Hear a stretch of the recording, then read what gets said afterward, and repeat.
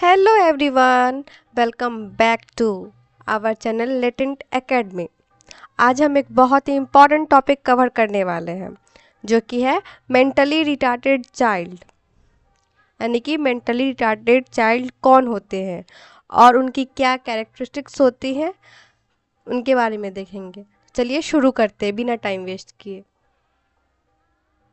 सबसे पहले समझते हैं मेंटली रिटार्डेशन होता क्या है। Mental retardation equal to intellectual disability, affects cognitive and adaptive functioning, begins before 18 years of age। यानी कि फ्रेंड्स, जब किसी बच्चे का इंटेलेक्चुअल डेवलपमेंट नॉर्मल बच्चे के कंपैरिजन में धीरे हो जाता है या फिर स्लो हो जाता है तो उसको हम एक तरह से मेंटली रिटार्डेड कह सकते हैं। और जब उनको अपना डेली लाइफ का कोई भी काम करने में प्रॉब्लम होता है तो हम कहते हैं कि हाँ वो मेंटली रिटार्डेड है। अगर हमको इनको सिंपल वर्ड्स में एक्सप्लेन करना है तो ये मेंटली रिटार्डेड बच्चे वो होते हैं जिनका आईक्यू नॉर्मल से कम होता है और उन्हें सीखने या फिर समझने या फिर किसी बात को समझाने में बहुत टाइम लगता है। उनको अपने आप में उस चीज़ को समझने में, एडजस्ट करने में बहुत टाइम लगता है, उनको दिक्कत होती है। उस स्टूडेंट को, उस बच्चे को, उस लोग को हम मेंटल रिटार्डेशन या फिर मेंटल रिटार्डेड चाइल्ड कहते हैं ना। उसका हिस्टोरिकल टर्म देखें कि मेंटल रिटार्डेशन क्या कैसे आया उसके बारे में। Earlier negative stereotypes now focus on abilities and supports, term intellectual disability is preferred। यानी पहले के ज़माने में मेंटल रिटार्डेशन टर्म यूज़ होता था, लेकिन आज के ज़माने में हम इसको इंटेलेक्चुअल डिसेबिलिटी या फिर इंटेलेक्चुअल डेवलपमेंट डिसऑर्डर जैसा रिस्पेक्टफुल टर्म यूज़ करते हैं। सोसाइटी अब जानने लगी है कि हर बच्चा स्पेशल होता है और हर बच्चे के उसके लिए सपोर्ट इम्पॉर्टेंट है। क्योंकि पहले के ज़माने में बहुत सारे स्टीरियोटाइप्स चलते थे तो लोग बोलते भी थे ना, तो एक वर्ड जो है ना वो काफ़ी इम्पैक्ट डालता है किसी भी चीज़ के ऊपर। तो मेंटल रिटार्डेड थोड़ा सा अटपटा सा लगता था या फिर लोग उसको एक अलग नज़रिए से देखते थे, पर जब यहाँ पे हम इंटेलेक्चुअल डिसेबिलिटी बोलेंगे तो थोड़ा सा एक रिस्पेक्टफुल टर्म आ जाता है, तो लोग एक अच्छा वे में इसको सोचने लगता है। Now definition according to APA and WHO। APA below average intellectual functioning plus adaptive behavior issues, according to WHO sub average intelligence with impairments in social and practical skills। APA के अकॉर्डिंग यानी कि American psychiatrist association के according mental retardation का मतलब होता है कि intellectual functioning में कमी और एडेप्टेटिव बिहेवियर में डिफ़िकल्टीज जो 18 साल के एज ग्रुप से पहले शुरू होता है। और अकॉर्डिंग टू WHO यानी कि वर्ल्ड हेल्थ ऑर्गेनाइजेशन का भी कुछ इसी तरह से सिमिलर डेफिनेशन है कि बच्चे जो होते हैं वो इंटेलेक्चुअल फंक्शनिंग में उनके अंदर कमी आ जाती है इस वजह के कारण, और उनका बिहेवियर जो हो जाता है इस वजह से काफ़ी डिफ़िकल्ट टाइप का हो जाता है।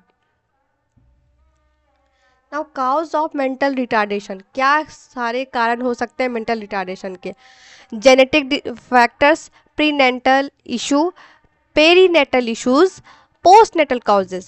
In genetic factors is like a Down syndrome, perinatal issue is like a infections, perinatal issue is like a birth trauma, postnatal cause like accident disease। यानी कि क्या ऐसा रीज़न हो सकता है जो मेंटल रिटार्डेशन के लिए पॉसिबल है, उसके बारे में यहाँ पे दिया गया कि जेनेटिक प्रॉब्लम, जैसे कि अगर इंसान के अंदर डाउन सिंड्रोम आ गया तो उसको हम एज जेनेटिक फैक्टर यूज़ कर सकते हैं। और अगर माँ के प्रेगनेंसी के दौरान कोई इन्फेक्शन या फिर माल न्यूट्रिशन हो गया तो वो भी प्रीनेटल इशू के अंदर आएगा, जिसके कारण बच्चे के अंदर मेंटल रिटार्डेशन हो सकता है। बर्थ के टाइम अगर कोई इंजरी हो गई होगी तो उस वक्त में भी मेंटल रिटार्डेशन के चांसेस बढ़ सकते हैं। बचपन में कोई मेजर एक्सीडेंट या फिर इन्फेक्शन चला गया होगा तो भी रीज़न बन सकता है मेंटल रिटार्डेशन का। ये सारे फैक्टर्स एक बच्चे के ब्रेन डेवलपमेंट को अफेक्ट कर सकता है। तो जब ब्रेन हमारा अफेक्ट होगा तो वो कहीं ना कहीं मेंटल रिटार्डेशन का ही रूप लेगा। Now next, classification based on IQ।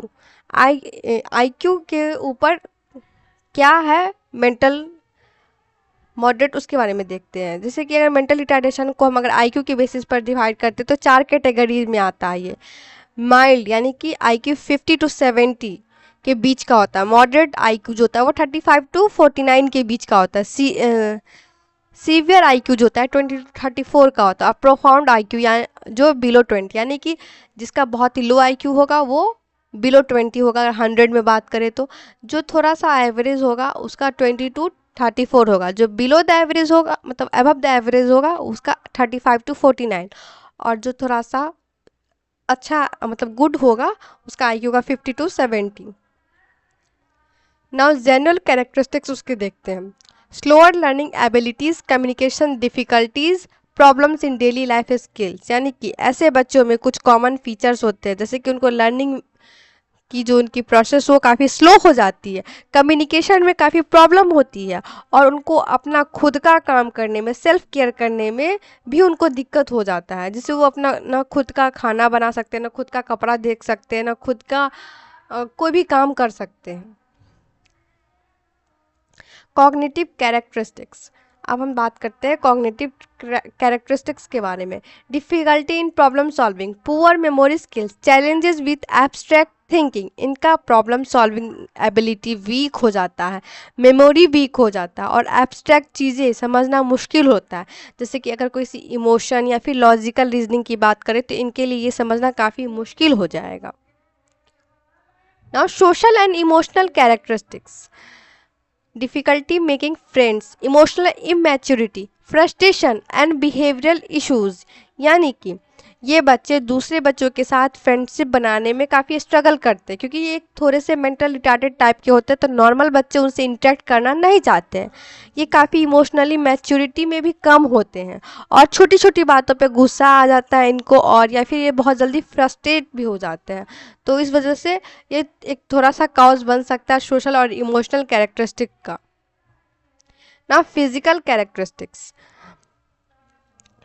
Possible physical anomalies, poor motor coordinator sometimes, यानी हर मेंटली रिटार्डेड चाइल्ड में फिजिकल प्रॉब्लम्स नहीं होती है, लेकिन कुछ केस में आपको मोटर कंडीशंस इशू या फिर फिजिकल अपीयरेंस में फ़र्क देखने को भी मिल जाता है। जैसे कि अगर किसी बच्चे की बात करें तो वो अगर दिखने में बहुत अच्छा है लेकिन उसको किसी की बात समझने, बोलने, कहने में काफ़ी वक्त लगता है, वो हो सकता है। इसका अगर बेस्ट एग्जांपल हम बात करें तो डाउन सिंड्रोम इसका एग्जांपल है, जो फिजिकल अपीयरेंस तो उसका मतलब थोड़ा सा अलग रहता है, लेकिन नॉर्मल बेसिस पे भी देखा जाता है, पर उसका बात करना, समझना, बोलना आप समझ नहीं पाओगे, उससे इंटरेक्ट नहीं कर पाओगे। इस हिसाब से इस बेसिस पे ये कहा जा सकता है कि आपको उनके मोटर कोऑर्डिनेशन और या फिजिकल अपीयरेंस में भी फ़र्क दिखने से लग सकता है कि ये बच्चा क्या है, नहीं है।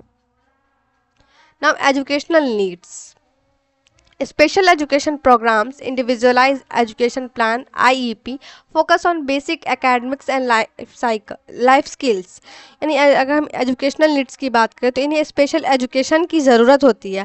हर बच्चे के लिए एक इंडिविजुअल एजुकेशन प्लान IEP बनाया जाता है ताकि इनको कोई प्रॉब्लम ना हो सके। प्रैक्टिकल स्किल्स और डेली लाइफ का टास्क पर इनके ऊपर ज़्यादा फोकस किया जाता है ताकि ये उस टास्क को अचीव करके धीरे धीरे एक अपने नॉर्मल रूटीन या फिर एडेप्टिव रूटीन के अंदर आ जाए। नाउ रोल ऑफ टीचर्स, अब इन सब के बीच में मेंटली रिटार्डेड चाइल्ड के लिए टीचर का क्या रोल होता है और उसकी क्या जिम्मेदारी होती है उसके बारे में देखते हैं। So patience and empathy, modified teaching methods provide encouragement and support, यानी कि टीचर का पेशेंस और एम्पैथी सबसे ज़्यादा ज़रूरी होता है। टीचिंग मेथड्स को मॉडिफाई करना पड़ता है, जैसे कि सिंपल इंस्ट्रक्शन, विजुअल एड्स के यूज़ से, फ्रीक्वेंट ब्रेक्स के या फिर देना, या फिर ऐसा कोई एक्टिविटी करना जिससे बच्चा ईजिली समझ सके, अपने हाव भाव को व्यक्त करना, बच्चा आपसे कनेक्ट हो सके। How to support mentally retarded children, अब हम कैसे उनको सपोर्ट कर ले। Early diagnosis and intervention, family involvement, inclusive education wherever possible, यानी कि सपोर्ट करने के कुछ सिंपल वेज है, जैसे कि अर्ली डायग्नोसिस या उनका इंट्रैक्शन कराना, बच्चों को एक्सेप्ट करना जैसे वो है, उनको कोई खामी या किसी भी तरह की एक अजीब बिहेवियर के साथ नहीं मिलना, उससे एक नॉर्मल और कॉमन बिहेवियर के साथ मिलना, फैमिली और पीयर सपोर्ट देना, इंक्लूसिव एजुकेशन उनके साथ प्रमोट करना, ये सारे वे हैं जिनसे हम उनको सपोर्ट कर सकते हैं। नाउ अगर हम कंक्लूजन पे आते हैं इसका क्या, तो देखिए मेंटल रिटार्डेशन के बारे में अवेयरनेस लेना बहुत ज़रूरी है। हर बच्चा स्पेशल होता है, बस हमें उसे समझना चाहिए और सही सपोर्ट देना आना चाहिए। एक बात सबसे ज़रूरी है, डिसेबिलिटी इज़ नॉट इनएबिलिटी, क्योंकि बहुत ऐसे सारे आपको लोग मिलेंगे जो डिसेबल होने के बाद भी बहुत बड़े बड़े मुकाम पे पहुंच गए। अपनी डिसेबिलिटी को अपनी कमजोरी नहीं समझे, उन्होंने उसको अपना पावर समझा और उन्होंने हर एक मुकाम को अचीव किया। इसलिए आप किसी की डिसेबिलिटी को एज ए इनएबिलिटी मत समझिए, बल्कि जब कोई डिसेबल पर्सन मिले तो उसको सपोर्ट करिए, उनकी हेल्प करिए। क्या पता आपकी छोटी सी हेल्प से उनको बहुत बड़ी मदद मिल जाए। अगर आपको ये वीडियो हेल्पफुल लगा हो तो लाइक करें, शेयर करें और चैनल को सब्सक्राइब करना मत भूलिएगा। मिलते हैं नेक्स्ट वीडियो में, तब तक के लिए keep learning, keep smiling. Thank you.